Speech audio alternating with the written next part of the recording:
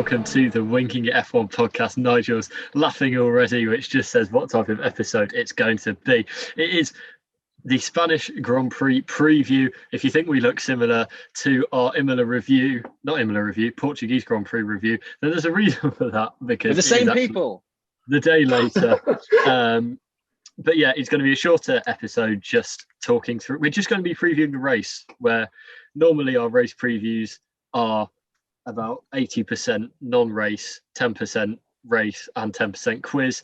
We're going to have about 98% race and 2% quiz, with just one question that I've just thought of now. So you've got all that to look forward to. But joining me, as always, on this rainy, miserable Tuesday evening in Sheffield are Freddie Coates and Nigel Chew. How are you both? Hungry, man. I'm really hungry, but I'm happy to do this quick last-minute podcast in the middle of the night. Hungry for debate and chat? You've come to the right place. Oh, what a segue. Especially I'm hungry to hear how Nigel is. I like debating. What was that last bit? I said I'm hungry to hear how Nigel is. How are you? I'm good, yeah. Nothing's changed in the last 28 hours or whatever. Tell you that. Goodness. Yeah. I think it's a bit more, like 30. Oh, yeah. 30 odd? Who knows? 36. Oh, 28. Oh, it's more. It's about 30. Oh. Yeah. 2 hours different. And then kind of forgot that between thinking it and saying it. But yeah, it's been a chaotic start to the episode, and that will continue. The Spanish Grand Prix, it's a divisive race, or the Catalonia is a divisive track. Some people like it mediocrely, and some people really don't like it and think it shouldn't be on the F1 on the F1 calendar. So where do we come down on that? I'm a mixture of that. I kind of think it's not great for racing. It's really not a racing track, but as a driving track, it's brilliant. I think it's a great qualifying track, and I think we have had some really good races there. I think back to 2017 with a showdown between Hamilton and Vettel. 2016 when the Mercedes were wiped down, had a showdown between two Red Bulls and two Ferraris. You think back to 1996 as a massive wet race. That was a big jump. Yeah, I know. I'm giving myself a bit of crazy jumps. One was another good one. Maldonado 2012. 2002 was great. I think that was Ralph Schumacher one. That was a really good one. There have been great races there, but there also have been absolute duds, which I'm sure we'll get onto. Yeah, I mean, I'm kind of like Freddie, but it's one of those things where it's that old F1 cliche. It's F1, anything can happen. And given what's happened this year, we've had Hamilton and Verstappen go wheel to wheel 3 times out of 3 races. I think we've been spoiled almost, and I think we should really try and enjoy at least this early phase of the season as much as possible, just like 2017, 2018, because I can't remember the last time the 2 heavyweights or the 2 best drivers in the sport have gone wheel to wheel over 3 consecutive races. And if it happens this weekend, then wow, it'll be on. But yeah, I think it will be interesting. One of the good things about Spain is that it is high on tyre degradation, so we might get a 2 stopper. And we've seen the pit stop phases this year between the Mercs and Red Bulls, and up and down the midfield as well. The pit stop phase has been really exciting, especially with Red Bulls quick pit stops. So I think it could be more exciting race than usual while we're getting laughed at. Oh, you're not getting laughed at. I'm laughing at Adam because he's a mime artist. But one thing that I have noticed in the past couple of hours is the weather forecast for Sunday. Sunny spells with lots of showers. So who knows? Not to get even more hype into this hype train of Catalonia we've suddenly got. I think it's because we're hyper, because we only said we'd start this recording this podcast 5 minutes ago. But I think, who knows, if you have a wet race there, crazy. Fun fact, if the Spanish Grand Prix happened on the original date it was meant to last year, it would have been torrential rain. Then it wouldn't have happened then. Yeah, there wouldn't have been torrential rain. Anyway. It would have sodded off for a bit. Yeah, I missed the last Spanish Grand Prix. I might have been on for the preview actually, and then I think the race happened while I was on holiday. So yeah, I'm looking forward to my debut as a Spanish Grand Prix reviewer. Spanish correspondent. I'm not going to say anything. For Tafas Adams. Boccadillo. I agree with what Nigel said, to be honest. Like, we can get all Iberico debates Adam. about track Iberico limits Adham. or what? I'm trying to think of other tapas names. I got Iberico Adham. Sorry, I'm completely disrupting your actually quite interesting flow. Yeah. It's kind of not flow, it's been dammed up now. And does anyone know any other you can't, tapas? and damn, that's not helping. No. Yeah, no, I think you see a lot of, especially the first two races, there was a lot on track limits and Hamilton lapping himself, and there's all of this kind of going on. That's, fun debates to have as long as it stays fun. But yeah, like Nigel said, this is a genuine F1 season, or at least part of the season that we should enjoy, and yeah, just make the most of. And I think it's the feeling of going to these tracks. I mean, as I've said previously, kind of, I wasn't too impressed by Portimao Imola last year, but just the feeling that I had when F1 was coming to them this year was just so much more exciting, because it does feel like each race could be a really important moment in the championship, and that's just what we want as fans. And yeah, I think I'm looking forward to Barcelona, because I think it could be, like Nigel said, there'll be some strategy involved, and I think that's where it will be decided, and I'm really looking forward to that. And yeah, there's been, I think part of it is Red Bull's pit stops. They are so good, and it's not just noticing the ones that are 1.8, 1.9 seconds, but it's every time they have a big pit stop, especially with Verstappen, they seem to deliver, and they are making half a second on Mercedes, which is massive. And a race like this, then that could prove the difference. I've been really enjoying the fastest lap point this year. Like in the past 2 years we've had it, it's proved a bit, inconsequential, because it's just a 1 point that someone can get as a last ditch at the end. But if you look at the end of Imola, it was a 1 point of the fastest lap that was in between the two of them. And there's like there's the fastest lap that was deleted for Max Verstappen at the end of the race in Portugal as well. All of these little things are so crucial, and I think that's fantastic, because it means that there's such a different level of strategy to it, that every point, like you could take or leave the fastest lap point normally in the past 2 years, where we've had Hamilton in the lead of the championship by miles from race 2, whereas now it's like every little point is going to be so important. And it's good for sprint qualifying that's going to be an important race as well, because that 3-2 points is going to be massive as well in comparison to like a 25-18. So there's every little scrap of potential points is so important for this, and any little slip up for these two drivers is going to be so scrutinized. Hamilton got lucky in Imola, so it's so interesting to see how that goes. Freddie has jumped the shark. Yeah, I think it was interesting for Portimao. It was not lucky. It was interesting to see it the other way, that Bono came on the radio to Hamilton and said, "Oh, the others are going for the fastest lap point, should we?" And he said no, he didn't want to risk his win. And I thought that was very interesting as well, because he is such a competitor. He was on the last lap anyway, so he couldn't have done it. It's different when you're in the lead. It's different when you're in the lead as well. Like you can do it if other people do it, but like he couldn't have done it, because if he pitted, he would have been on the last lap. I assume they played the radio message. The radio message was played on the last lap. Yeah, but Verstappen only pitted the lap before, so you can't. They knew when that's good. Mm. You can't. But there was Perez going for it as well? Yeah, but that still wouldn't mean that Verstappen's doing it. No, but I think because you just said the others are going for it. He couldn't really react. That was a weird message. Now we think about it. Let's not get bogged down in that. But anyway, later on in the season, yeah, it is bogged down.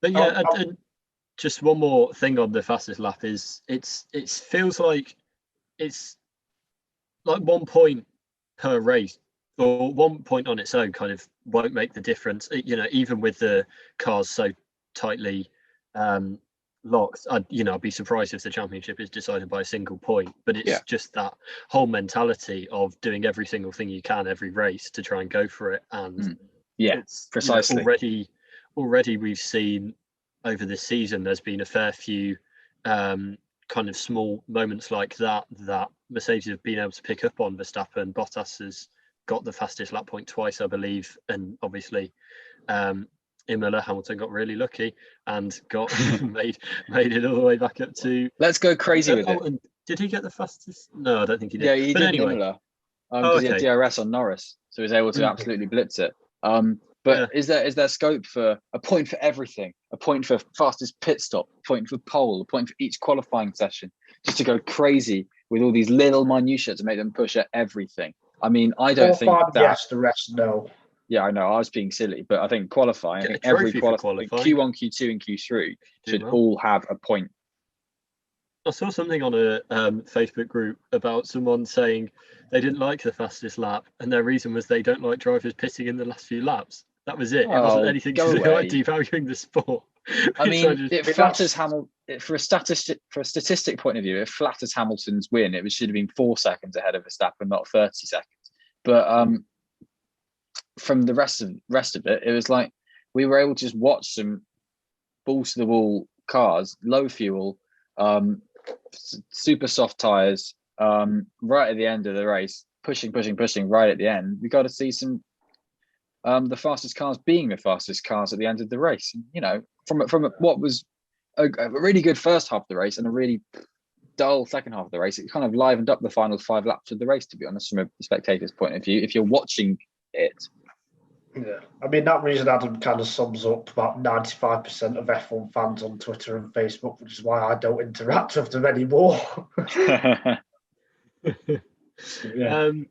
But looking ahead to Spain itself, how do we see things panning out there? Because it's got, in terms of track layout, it's similar-ish to Portimao, or that's probably the most similar track on the calendar. But as you said, there's the high degradation. It's similar in terms of shape from above, undulation entirely different, and track surface ridiculously different. So in many ways, it makes Portimao so much of an outlier that even though this one's realistically got the kind of sort of fold in on itself kind of compact shape, which you have in Estoril as well, and some other Spanish track, I think Aragon, and I might be completely wrong on that. But Portugal. Yeah, that area of the world then. Iberia. You have that in that kind of Western Europe vibe. And it's kind of like it's such a difference because of the track surface at Portimao. So it's like Nigel says about the degradation. I think if you have this track surface at the same layout as we had last week in terms of Portimao, then but with like going up, so it'll be such a different race anyway. So it's a really hard one to call. I have no idea, but I think it's going to play into Rebel's hands a little bit more with a grippier track surface. I think so too, and I think Portimao was or is an outlier, and I think Spain is probably, I would say, the most representative track on the calendar. I'd say the pecking order we get this weekend will be similar to how the rest of the season plays out. I think personally. And I think Red Bull, well, like I said the other day, Red Bull could have won all 3 races, but I think there will be even more in it this weekend. And I think the run to turn 1, because it's quite a long run, isn't it? Well, that's going to be game on. If it's Hamilton and Verstappen on the front row, even 1 and 3, I think we could see not a collision, but I think it could be fireworks in the first few corners, I'd say. I want to see a Bottas Perez front row. I want Hamilton and Verstappen to be in 3rd and 4th fighting. I think that'd be wide. Yeah. That'll be wow. We're dreaming further. I want to see a Norris Leclerc front row, Perez Bottas second row, Sainz and Ocon 3rd row again. Yeah, even if it's not wet, even if it's dry, I think that first few corners, just like 2016, could be one of the moments of the season, I think. Well, Rosberg took the lead in 2016 in a brilliant move around the outside of Hamilton that's sometimes forgotten. Like that would, if Rosberg had won that race, which he was set to do after turn 2, which you can't really think about, but like that could have dictated that championship in such a different way. So who knows? I mean, this is the early races, as you say, Nigel, are so like, it feels so like we've had 3 races out of 23, but it feels like all of them have been turning points in the championship already. and it's just the expectation of another one. Is that an expectation of a turning point in the championship? We're spoiled. We're so spoiled this year. Yeah, and a lot of emphasis on the starts as well, which I'll be looking out for. But beyond that, as we talked about last time, I think it's interesting that you raised Perez, because he did so well on his tyres at Portimao, and we know how good he is in that area across most of his career. So I think this could be, I know we've kind of been waiting for Perez to be a player in the battle for the lead and help Verstappen. It's not really come about so far, but I think this could be the race where he does factor in and really disrupts Mercedes' plans. I think so as well, especially if it is 2 stops. I can definitely see them going longer. But I think the main thing is, I'm hoping that Red Bull and Mercedes, both drivers, they have a clean qualifying, because if one of them does miss out on Q3 like Perez did in Bahrain, or there's an issue or whatever, that's going to really hurt them, I think. But that said, track position in Spain is king, as we saw with Verstappen with his first win. So whoever is leading after lap 1, I guess, has an advantage. But I don't know, it's just so tough with Spain, isn't it? Because the last few years we haven't had an exciting race. I guess it has been quite dull. So it's just going to be strategically exciting, I think. And I think, you're right, Perez and Bottas could play a part as long as they have a clean qualifying. Perez's attitude after the Portuguese Grand Prix was supreme. He was so upset with 4th place. And if that was Alex Albon last year, 4th place would have been such a victory, as it was in Abu Dhabi. Whereas for Perez to be 4th, and he was so not happy with the way his opening laps went, and that says it all, really. And you look at his pace, when he got past Norris, he was matching the pace of the leaders. So he's there, really, to be honest. And it's just a case of, like you say, Nigel, if they all get through to Q3 and they're all at the front 4, you can't have a case like you had last year with Valtteri Bottas getting jumped by Stroll at the start, because that meant Bottas finished 3rd, not 2nd, and Verstappen finished 2nd. So they need to get good getaways, all 4 of them. You can't get any midfield people ruining their parade, because then they're out for the race. So that's the key point. This start, again, we're going back to, this start is so key, particularly around a track that's very hard to overtake for front-running cars with so much wing. Yeah, and we'll get on to predictions in a minute, but any other drivers you think it's worth mentioning to keep a lookout for this weekend? I mean, the obvious will be Norris. Ferrari will be strong. Oh, sorry, Adam. Sorry. I mean, yeah, I don't know. It feels, I was just about to say, it feels, as we kind of said last time, that Norris is, like, he's not really a driver to look out for now, because he just will be good. But sorry, carry on, Ferrari. I was going to say, I think Ferrari could be stronger, and I can see them being the 3rd best team this weekend rather than Norris or McLaren. I know Sainz on home soil, Alonso as well, so it's always nice to see them go strong and stuff. But yeah, I think Ferrari could show some better form, and if there is any collisions or whatever at the front, I think it wouldn't surprise me to see Leclerc or Sainz perhaps nick a podium if there are troubles. I'm going to heavily agree with that. Ferrari is such a qualifying car. Leclerc got 4th in the first 2 Grand Prix, I think, in qualifying. And Sainz got 5th in Portimao, and Sainz is just always on a mission at Spain. I don't think he's ever had a bad qualifying there. I think he was 6th in like Toro Rosso on his first race or something like that there, which was amazing. So I think with the overtaking being a struggle there, I think McLaren with a faster race pace will try their best on strategy and could mix with them. But I think Ferrari, as such a qualifying car as we've seen, will do wonders. I'm really interested to see Alpine if Alonso and Ocon can carry over that pace they had in Portugal. If that's not just a one-off, then that'll be very fun to see as well. Because realistically, that's then setting up a top 5 teams with Merck, Red Bull, Ferrari, McLaren, and Alpine, which we wouldn't have said 2 weeks ago. Yeah, definitely agreed with that. Yeah, I don't know. I think I've still got a bit to go before I'm kind of convinced by Alpine this season, but definitely they can make that step. And just on that, I think it's a massive shame that Alonso isn't able to race in front of a home crowd, because There's 1,000 fans. Great. They might not be Alonso Appreciate fans. every There's single 1,000 one of them. There's 1,000 Sainz fans. But they just like going down the street in Barcelona going, "Oh, you're an Alonso fan? Yes. Oh, come on." And then, "Oh, you're Come on in. Alonso fan? No, I like Sainz. Ah, be gone." You're from Madrid if you're a Sainz fan. Get away. But yeah, it's because he has brought so much to kind of Spanish F1 over the past going on 20 years now. And, you know, it just would have been so nice, especially if he could put a good result together. But there we go. So moving on into predictions, who do you think the highest placed Spanish driver will be? Probably Sainz, I'd have to say. Yeah. I agree, Sainz. Unless there's a new one. I don't know. Unless like... The only way he doesn't get it is reliability, I think, or a crash. Okay. Do you think it's more likely that Sainz makes the top 6 or Alonso makes the top 10? Alonso makes the top 10. Top 6. Oh. We said in sync. So you said there are different things. Yeah, So Freddie, you said Alonso top 10. Nigel, you said Sainz top 6. I think both could happen actually, but I think Sainz is more likely. I think both, but I think Alonso's more likely personally, because Norris and Leclerc are so good. But we will see. In terms of more traditional predictions, who's going to win and what's the podium going to be? Verstappen's going to win.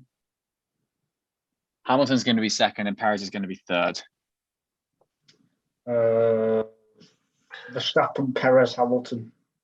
Oh, Rebel 1-2. Very nice.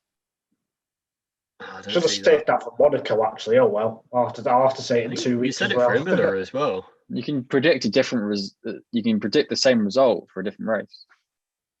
Yeah. No. Yes. Otherwise, by the end of it, it would be like Latifi, Schumacher. I think Hamilton, Bottas, Verstappen in any order is the most common F1 podium now of all time. Now 15 overtook Vettel, Rosberg, and Hamilton. That's the one. Yeah, I'm tempted to agree with Freddie, but I don't want to, so I'm going to go Hamilton, Verstappen, Perez, and Bottas in 4th. Even though Norris might be good. The old number 2 side there because he's number 1. Anyway. Any more crazy, wacky predictions that people want to make? Not a prediction, but if it rains, I think we could see someone who's not in the big top 2 teams on the podium if it does. But yeah, I think you said Ferrari might get a podium earlier. Yeah, if I can see that. Yeah. Are you going to stand by that in your predictions? You're going to actually put it on soil and say that Charles Leclerc is going to win the Spanish Grand Prix? I'm not going to go that far. My boring prediction is what I said before, but if there is a collision or it rains, I think Leclerc will get on the podium, or will win the Spanish Grand Prix. It feels like it wouldn't be a surprise that much if Ferrari or McLaren get a podium. I kind of expect it to happen at some point this season, and it has already happened for Norris. I think that the surprise will be if it's kind of outside of that top 4 bracket, to be honest. But it's still unlikely going into the weekend. Interesting one to follow. And it is also the start of the Formula 3 season at Spain. Finally, we get some more feeder series racing on an F1 weekend, which is fun. Big names coming back. There's Logan Sargent and Frederick Vesti are probably the 2 I'm most drawn to. What do you think looking up and down the grid, or just up the grid if you want? It's interesting because Logan Sargent and Frederick Vesti, who are both, I think Vesti was 4th in the title last year, and Sargent was leading going into the final race before he was spun around out of his control. And I thought he was going to win that, and he didn't. But Vesti and Sargent were with Prema last year, and this year are not. Vesti's with ART. Sargent has only just been announced with Cherouz. So Sargent's going to really need to pull out his back pocket if he wants to make an impression with Cherouz. And Vesti's got to do a good job with ART because Prema have been the team. It's not been the team to beat. It's been the team in Formula 3. So I think it's a very, very difficult one. Just like they should be winning a lot, but it's going to be hard for both of them. I think Arthur Leclerc is the big name there. So who knows? It's a really hard one to call. It's a 30-car field. They've got a 12-car reverse grid for the first race and the second race, because it's the same format as they have with Formula 2, and it's not as racy as Bahrain. So as we've alluded to a lot in this podcast with the Formula 1, that corresponds to the Formula 3. So I don't really know. We're going to need to see how it goes. Jack Crawford's, I want to say, been going all right in testing. I want to say Jack Crawford. I think Dennis Hauger at Prema is one last season I was really excited for, and he just didn't really get it together. I think he made the step up from F4, Italian F4, which he won directly. He was excellent in the wet at the Hungarian race last year, actually, was Hauger. But in terms of results, he was, I think, 17th. He was way down anyway. But if he can get together a second good season, that'd be interesting. Yeah, it's an interesting field as always, and it's hard to judge F3 definitely compared to F2 because I guess we just don't know as much about them, or there's a lot of different factors and stuff. Way to sell it to the listeners. I think the only driver I can see potentially in F1 is Vesti. I do rate him quite a bit. Sargent, I don't think.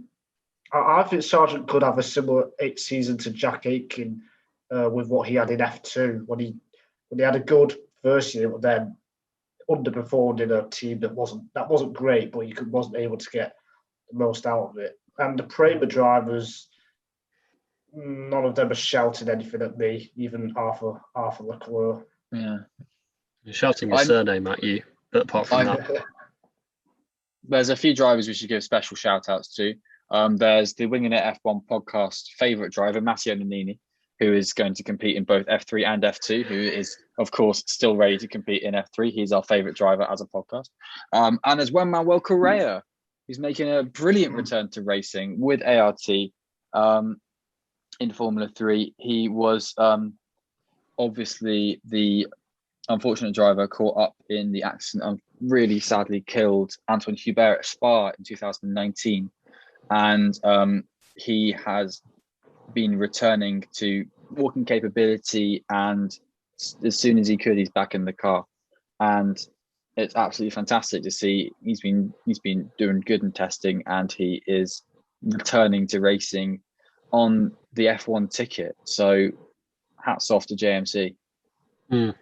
Yeah, and while we're on the subject of podcast favourites, Rafael Villagomez for HWA Race Lab is a friend of the podcast because me and Freddie have spoken to him. We interviewed him at the British F4 Media Day last year, and we are going to put an audio of that in now. Wait, or maybe not. I'm getting it up. Okay, I will continue. So yeah, he didn't kind of have a massively standout season in British F4, but it's great. It's the first person that we've interviewed that's been on the F1 ticket, and that's fantastic. I love it. I hope he wins every single race. He's with Matteo Nannini in that HWA team. So yeah, I think we both really wanting them to do well. I don't know about Nigel. Maybe he hates him with a passion. I mean, there's no drivers that aren't really liking it. Some of them are great. I'm glad you played the right thing there, Freddie. It's Rafael Villagomez. It is. Could have been something else. Yeah, it could have been all my other voice memos that Nigel knows about. On that day, it could have been any one of the rest of the British F4 media grid. So apart from Christian Mansell, who we didn't speak to. No, because he got COVID. Anyway, no, not asthma, but he had something anyway. I mean, it's looking down the grid, up and down the grid. There's kind of all these drivers that I think, I know them from somewhere. What is it? There seems to be quite a few drivers who've won championships. I think Victor Martin. There's a few. Alex Smollier was tried to win races last year. He got penalised for it, but I think he did quite well. Caden Frederick has done well in British F3. Enzo Fittipaldi's been at this level for ages, but he's consistently decent at this level. Ollie Colborn, the same. David Schumacher, the same. Jack Doohan did very nicely last year, and it looks to do very, hopefully, in a poor car last year. So hopefully in Trident, you consistently go actually all right in F3. You could do all right. So that's the thing, Adam. There's so many names that have done well, but it's just a frame of powerhouse. He's going to dominate. That's what I think. Really? Ollie Colborn. Yeah. That'll be spectacular as well because he's not in a praying like we said. Ollie Colborn, that is. Doohan. Oh, Doohan. Okay, I've just got two more names throw in there. One is Tiemann van der Helm, who did Toyota Racing Series last year and was too young to start racing until halfway through, and then won in his third round, which was quite cool. And the other is Clement Novalak, who is now French, and it is absolutely gutting. He was British and he had an accent in his name. And he was British, and it was incredible. And now he's not, and I'm gutted. But there's Rafael Villagomez there, who does have an accent in his name, and is Mexican. But we've spoken to him, so he has replaced He's the GOAT. I sometimes think Adam wants to put an accent in his name by deed poll, just so he can have an accent that he can look at, and he can sit there all day in the Zoom call. He won't just say anything, and he'll have his name in the corner. He can just point at it and go at his little accent, and he'd be like, "Look at me, I'm Adam Nickinson," or something like that. But he doesn't have an accent with his voice, so he wants one in his name instead. Yeah, that is true. That Coventry accent, it's so thick. So I can't speak English. It's a shame. Sorry, last point. That Tiemann person you pointed out there, Adam. I've never watched him, but looking at some of the stuff, that was quite good. I'll say that. I mean, I think, like you said, it does feel like completely out of a hat. Yeah, there are all these drivers that have shown well, but this is kind of the first. When the attention is really on them, and you have got Sky Sports viewers tuning in, that's where it comes from. But yeah, I think definitely one to look out for. Watch it or watch the highlights or whatever, and yeah, it's a very good championship, even better than F2 in terms of madness. It is, in terms of sometimes the quality isn't quite there with the size of the grid and the kind of a bit less. You can always see a car. Yes. In F3. Can on the road on the street next to me, but that's next week's podcast. Anyway, Adam, I believe you have one question for us. Yeah, well, So we're doing a shorter podcast this week, mainly because we're quite busy. So we're not doing a quiz for it as in the normal guide, but I did see one little snippet when I was looking across Wikipedia earlier that I thought was quite good. So you've heard of Mick Schumacher and Michael Schumacher, but what sport does Mike Schumacher compete in? Freddie. Yep. Fast walking. No. Damn it. I really thought I had it. Is it cycling? No. Is it head tennis, where you hit balls with your head? No, it's not. In cross-country skiing, there's an American skier called Gus Schumacher. So is it him? Is it Gus Schumacher? Yeah, is it Gus Schumacher? The cross-country skier. It's so is it Twister? Is it competitive Twister? Is this going to be another edition of the Danny Kvyat who got the fastest lap in 2016 Spanish Grand Prix? I am guessing so many sports here, honestly. No, I think I'm close. Is it badminton? But the shuttlecock is made of potato with spikes in it. No. I thought I had it. Yes, it's an Olympic sport. Freddie was kind of close-ish with his first guess. I told you, fast walking. It's a marathon. It's athletics. It's swimming on athletics, land. Yes. It's athletics. Yes. That's boring. Give him a specific athletic. athletics. Does he throw a hammer? Athletics. Does he throw a javelin? Does he throw Track and people? field. Is he a long Who jumper? cares? Does he Who triple cares? jump? Athletics. Does he pole vault? He- Does he pole vault over hurdles? Does that mean I'll win the Competed quiz? for Luxembourg in the 800 meters run at the 2009 World Championships. What a Oh, sweat! right. He's done 600s to 1500, so he's done a fair bit. I think he did 4x400 relay as well. Isn't the internet amazing? Yeah, so Nigel got that point. It's not really a proper, it's a non-championship round of the quiz. All my guesses were so serious as well. It's Okay, such competition, Nigel. and for a bonus question, say a Spanish word. Hey, hola. Freddie gets the point. So there we go. That brings to an end our preview of the Spanish Grand Prix, F1 Grand Prix and F2 Grand Prix. We will be back probably for a bit longer after the race to discuss an amazing race where Leclerc wins and someone outside the big four teams gets on the podium. Go on, Yuki Tsunoda. Rain. Yes. No. But yeah, thank you very much for listening, and we will see you then. Hope you enjoyed the race. Goodbye.